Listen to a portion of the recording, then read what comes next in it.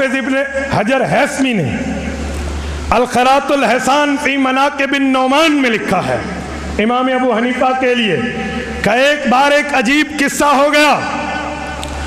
वो किस्सा ये हुआ, खामद बैठा था बड़ी खुशी में, अपनी बीवी को कहा कि तू मेरे लिए ऐसा खाना तैयार कर जिसमें एक पाव नमक हो और वो उस खाने में नमक न महसूस हो मुझे, एक पाव नमक डाल और मुझे नमक महसूस भी ना हो। अगर हो गया तुझे 3 तलाक पड़ गई। बीवी परेशान, कौन सा आला लगाऊं, एक पाव नमक एक चम्मच भी नहीं है, क्या होगा। बड़े बड़े आले इल्म ने हाथ उठा लिए, इमाम साहब की दरबार में आए, फरमाया आसान है, बीवी को बुलाओ।